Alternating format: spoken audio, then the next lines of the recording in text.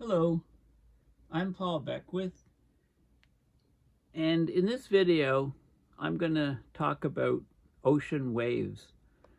So, a new paper came out which is measuring ocean waves or simulating them in a wave tank in Edinburgh, Scotland, and it found that extreme 3D ocean waves can actually reach heights 4 times steeper than previously thought. So, I'll talk about that new research. I'll also talk about a peer-reviewed paper that has determined that the warming oceans is resulting in more wave power, basically stronger ocean waves in general, but they're highly concentrated on some coastlines. Of course, waves are crucial for coastal erosion. Waves are very important for mixing the ocean water, including the phytoplankton, and they're very important for putting sea salt in the air as the wave breaks. And sea salt in a marine environment, as you know, can rise up by convective uplift and act as cloud condensation nuclei to form low-level marine clouds to cause some cooling of the ocean below. So there's that effect. Also, waves are really, part of the ocean surface, the interface between the ocean and atmosphere.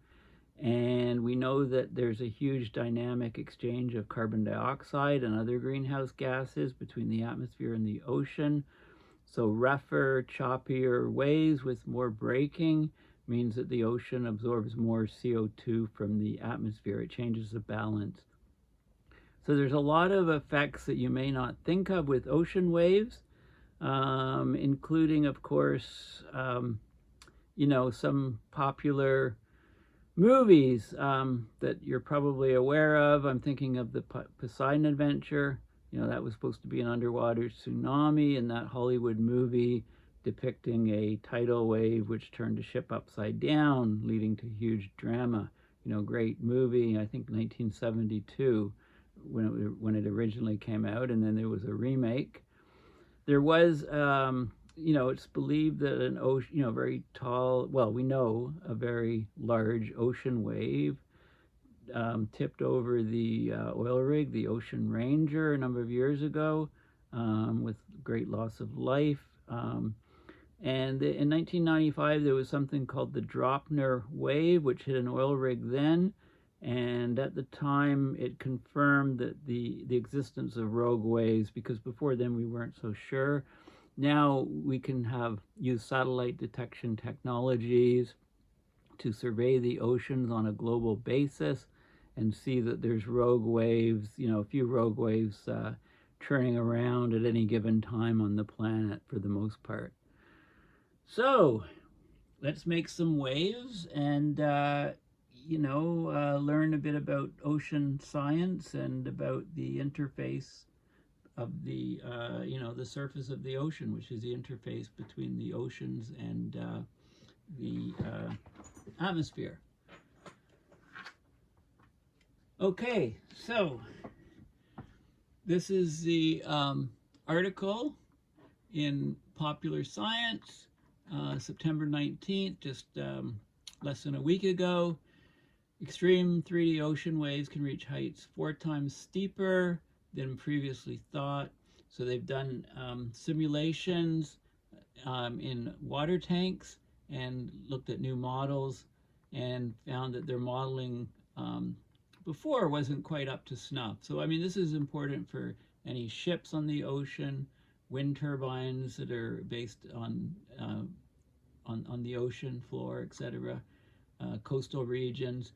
So this is showing a wave in this inlet in France, and you can see how very, very steep it is. It's almost like a standing wave pattern. So there's more to ocean's waves than just rolling and breaking.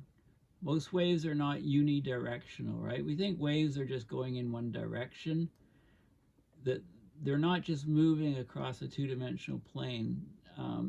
They have three-dimensional properties, obviously, that need to be modeled. And the models show that waves moving in more than one direction at once can grow twice as steep before they break. They can even reach heights that are 4 times steeper than previously believed.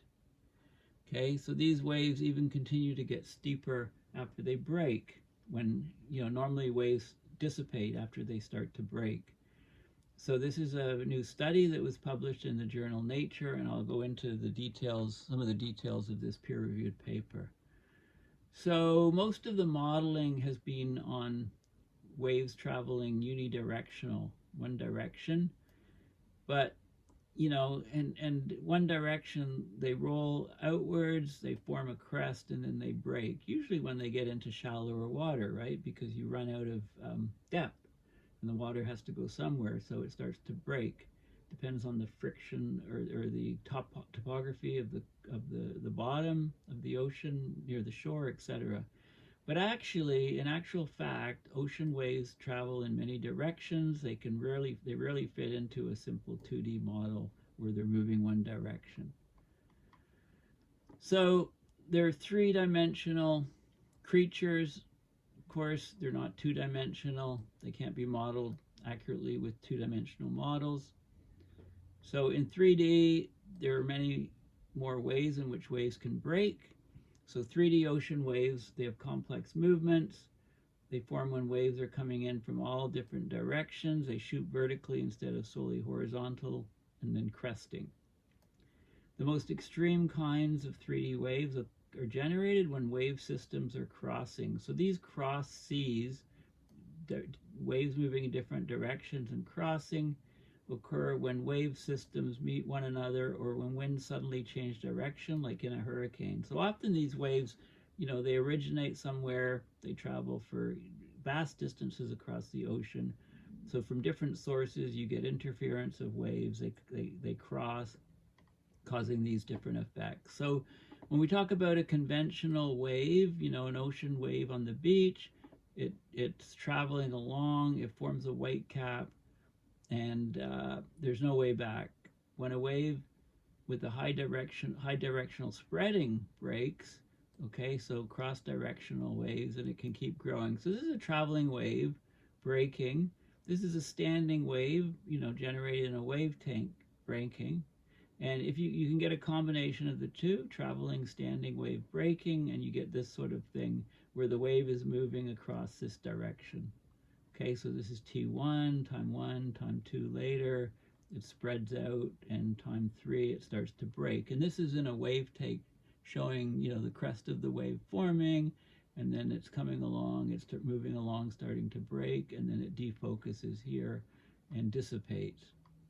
So there's an ocean energy research facility, it's called Flow Wave, which is where the recent peer-reviewed study was done. It's at the University of Edinburgh. I wish I knew it existed. I would have visited when I was at the COP there a few years ago. The indoor tank simulated circular multi-directional waves and currents. The team measured it, and then they used models in 3 dimensions to try to account for what they saw. So in these directional conditions, waves can far exceed the commonly assumed upper limit before they break, was the net result. Okay, unlike unidirectional or 2D waves moving in one direction, multi-directional waves can become twice as large before they break. This is the wave tank here. So they first used this wave tank they used it in 2018. They tried to recreate this infamous Draupner freak wave, which I'll talk about, which I'll talk more about in a little bit. And there's actually a paper trying to simulate that specific wave. So it happened on January 1st, 1995. A laser on the North Sea Draupner gas platform about 100 miles off the coast of Norway. It measured a rogue wave 83 feet high. It's still among the largest of freak waves ever detected, although in the records there's a lot more that are reported and broke windows on lighthouses, much higher than that actually. I'll talk about those towards the end. Okay, so why are 3D waves so important and their behavior? Well, knowing a lot more about them could improve weather forecasting for ships, can help build new climate models, inform offshore structure design. Of course, currently the design and safety features of marine structures are based on a 2D standard wave model, so waves can be a lot bigger than what those models are showing. So companies need to review this. Any marine structures need to consider this new data. Also, ocean warming is making the waves stronger by 0.4% per decade, and I'll show you the paper again, that paper as well. Okay, designing offshore wind turbines, other marine structures. We're underestimating the extreme wave heights. Also, we're getting more and more extreme weather events, stronger storms, which are generating larger waves. Wave breaking plays a pivotal role in the air-sea exchange, including the absorption of CO2. So the sink of the ocean for CO2 is affected by the physical nature of the waves that occur on the oceans around the world. The waves also affect transport of particulate matter, including the phytoplankton and microplastics. Okay, so that's the key finding. That's what the paper. This is just the progression of ocean waves. I went to Google Images and looked at progression of ocean waves, and there's lots of pretty pictures of waves. Great, puts surfers in, get surfers excited. Lots of articles on rogue waves in the ocean being more common, and there's a good figure with some data here, with a good illustration showing the waves. This is a geographer online. So you've got these waves. This is crest to crest with a trough. Of course, the height is from crest to trough. The wavelength is from crest to crest, that distance. This is the path of the water particles on the surface as the wave passes by. It's a circular motion, but the water molecule moves back to where it started. Generally, the circular motion generates this circle, generates another circle, and so on all the way down. There's a little motion below half a wavelength. So this is a wavelength again, crest to crest. So if you take half the distance from crest to crest, there's disturbance of water, but little motion below that. Here's where these ellipses start interfering with a beach in shallow depth. It shortens the wavelength, right? When the depth is less than 1/2 a wavelength, the bottom affects the wave. The wavelength gets shorter, the wave piles up and starts to break onto the beach, right? You run out of space for the water to be, basically. So these are the standard waves, but let's talk a bit about the paper on 3-dimensional wave breaking, just published within a week ago. So it's a ubiquitous, it's everywhere in the ocean, natural phenomena. The onset and subsequent process of surface wave breaking, it's not fully understood. The breaking affects how steep waves become, and it drives the air-sea exchange of things like CO2. Okay, so what they found is that the breaking onset steepness of the most directionally spread case is double that of its unidirectional counterpart, so the waves can get much, much steeper. As the directional spreading increases, cross waves, etc., you get basically traveling wave breaking, horizontal overturning. So instead of that, we have vertically jetting standing wave breaking forming, and in between it's traveling standing wave breaking. Okay, so anyway, the waves can be a lot steeper and a lot bigger than the 2D models show. Okay, so I'll just show you some of the images. So this is a standard unimodal, unidirectional wave moving along, right, and building to a peak, and then so it shows, and this is the case of a standing wave type thing that can get much steeper waves, yeah, so the paper goes into a lot of details about that. It shows the traveling waves and the different localized traveling to traveling standing, and different data on the wave contours, if you like, information on when the waves actually break. And I'm not going to go into those details. I mean, I've shown you this image, traveling wave breaking, standing wave breaking, and some stuff in the wave tanks. Okay, so this is important because it's important for any structures in the ocean. It's important for any boats in the ocean. It's important for coastlines, for coastal erosion, for mixing of greenhouse gases between the atmosphere and the ocean, so important for the ocean sink, and many other factors. Okay, so it's a very interesting paper and significant new finding. So ocean warming is making waves stronger. So climate change is making ocean temperatures warmer, and that's making waves stronger. Okay, and this goes back a few years, this article. So this is a 2019 study. It directly connects how strong waves are responding to ocean warming.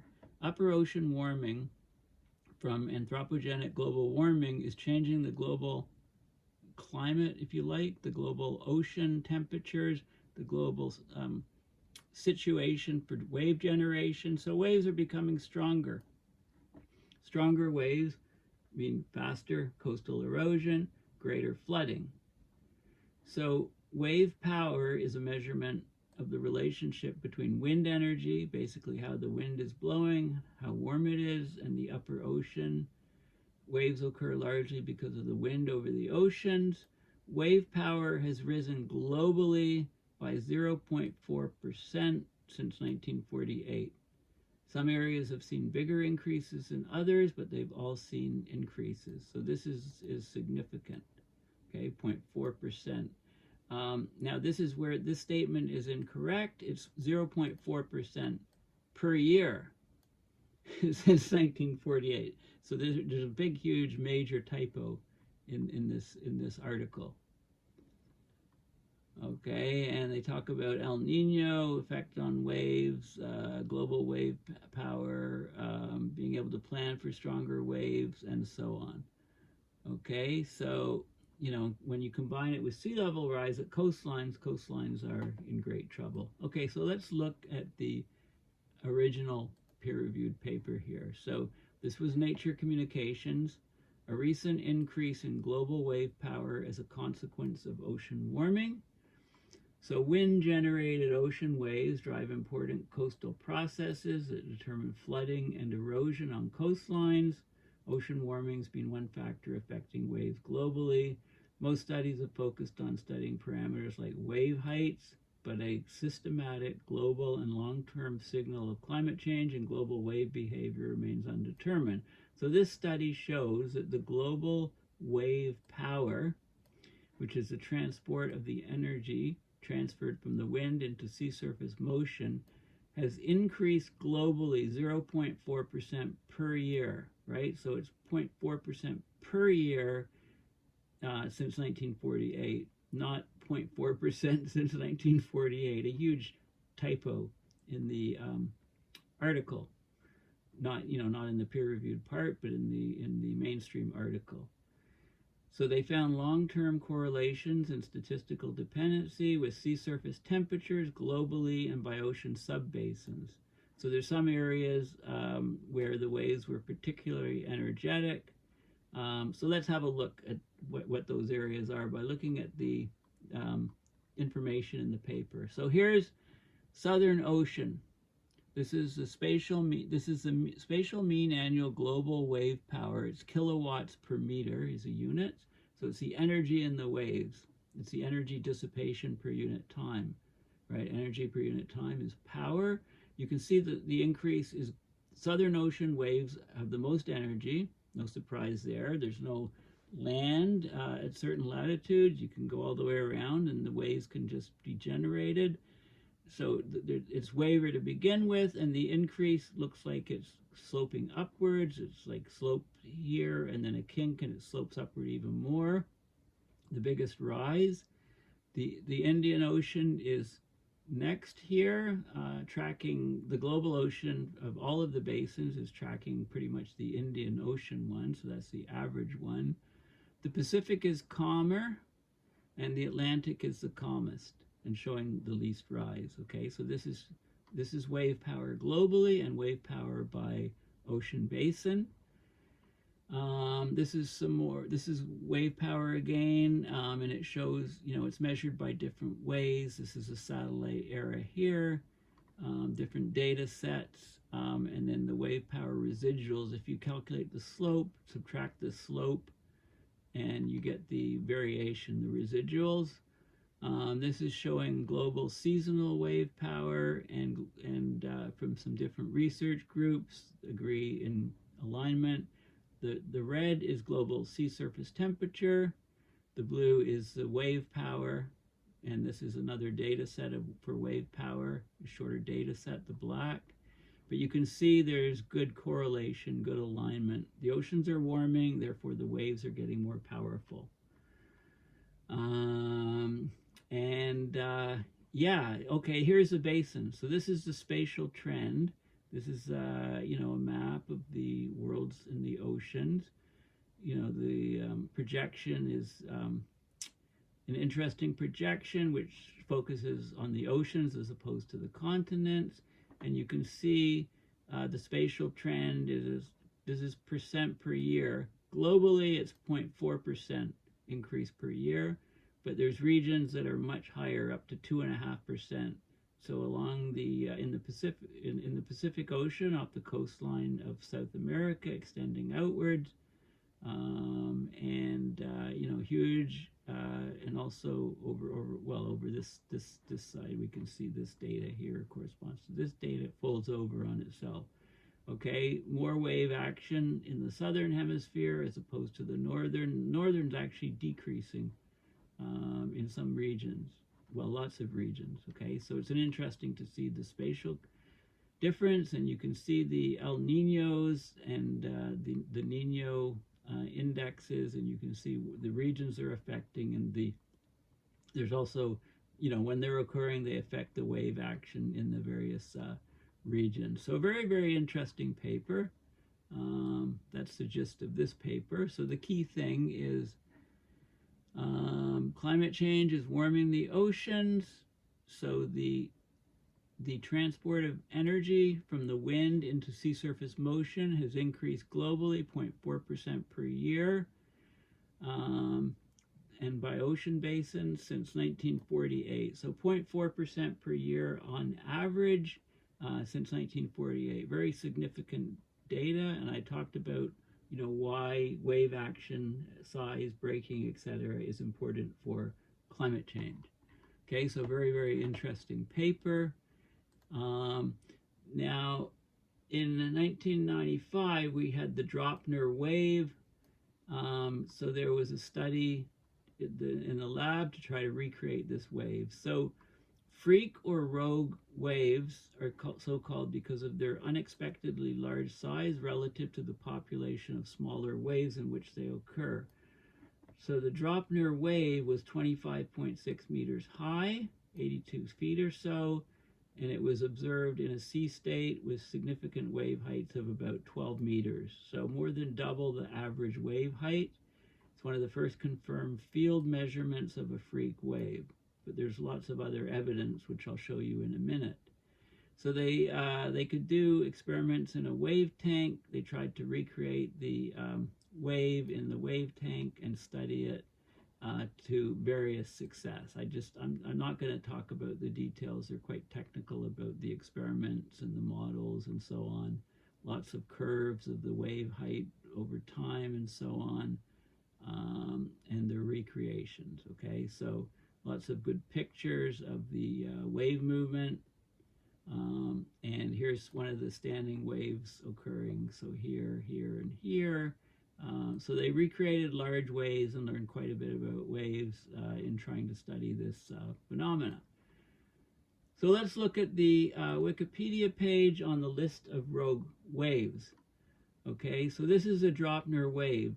It was a single giant wave measured on New Year's Day, 1995. They used a laser on an oil rig, so it's very accurate measurement. Not quite 20 meters high.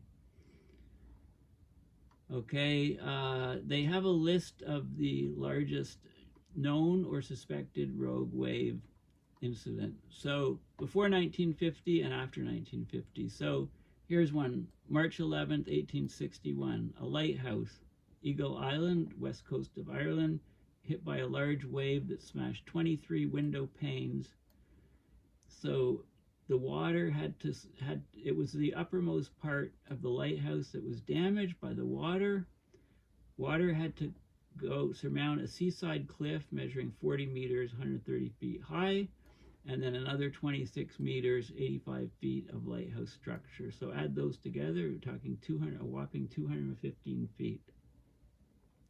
Okay, there's stories of ships and lighthouse keepers and, you know, heights of waves and stuff, but we didn't have lots of good data. These are stories of major ships being hit. And, you know, when there's damage well above the water line, you get an idea as to how high the wave is. Even Shackleton had it. So midnight, May 5th to 6th, 1916, the British polar explorer Ernest Shackleton, there was a massive wave, larger than he'd ever seen in all of his 26 years of seafaring. There you go. Okay, lots of other stories. This is the second half of the 20th century. The Edmund Fitzgerald, right, sank in a gale, and there was probably a freak wave or maybe just an accumulation of waves pounding it, but it's in here. The Ocean Ranger sank in the North Atlantic, 1981. Sank with all hands in storm seas of 55 to 65 feet after a wave higher than 28 meters or 92 feet flooded the ballast control room, right? There was no official suggestion that that was a rogue wave, but, you know, 28 meters, 92 feet. And then we get the Andrea Gale. If you've seen the movie The Perfect Storm, right? The fishing boat Andrea Gale was lost. True story, was lost with all hands off the coast of Nova Scotia, right? The 1991 Perfect Storm. And they filmed a movie on that, which is excellent if you haven't seen it. There's the Draupner Wave, North Sea, 1995. It was, they say, the first rogue wave confirmed with scientific evidence. You know, the lasers on the oil rig, maximum height of 25.6 meters or 84 feet. Okay, so these waves exist and they're affecting ships and structure around the planet. January 20th, 2024, one or more rogue or sneaker waves hit the United States Army's Ronald Reagan ballistic missile defense test site, breaking down the doors. I think I saw a video on that. The waves were between 29 and 40 feet, 8.8 and 12.2 meters tall. Significant wave height was about 10 feet, 3 meters to 4.6 meters. So the flooding of the dining hall was filmed. Yeah, I saw that video. You can just Google it and find it on the web. So those are some of the rogue waves. And I do want to point out this. Remember the Poseidon Adventure, 1972 film. It's supposed to be an underwater earthquake generating a tsunami, which made the Poseidon Adventure turn turtle. And the whole movie is about how people go up to the bottom, go deeper and deeper into the ship. It's upside down, so that's closer and closer to the bottom hull plates, and then people are rescued after they weld a hole through. I don't want to, that's a spoiler, but anyway, if you haven't seen it, it's a really good movie. So this is an example of rogue waves in Hollywood films. Okay, so anyway, it's very interesting. The key thing is that these 3D waves, they can reach heights 4 times steeper. I mean, look at this. It looks unnaturally steep. And I guess the key thing from a climate perspective is that ocean warming is actually, climate change is causing higher wind energies in some locations on the surface. Causing warmer oceans. The combination of that means that there's more energy transferred from the wind to the water, to the waves. So the wave energy has increased globally 0.4% per year since 1948. Okay, so climate change is having a significant effect on wave size in the world's oceans, which very important for coastal erosion, combined with sea level rise on coast, but also it's very important to the ability of the ocean to act as a sink for carbon, because if there's more wave action and breaking, there could be more exchange of CO2, for example, in the air, from the air into the ocean. Okay, so all of these factors are important. Thank you for listening. Please consider going to my website, paulbeckwith.net, and donating to PayPal to support my research and videos. Thanks again, and bye for now.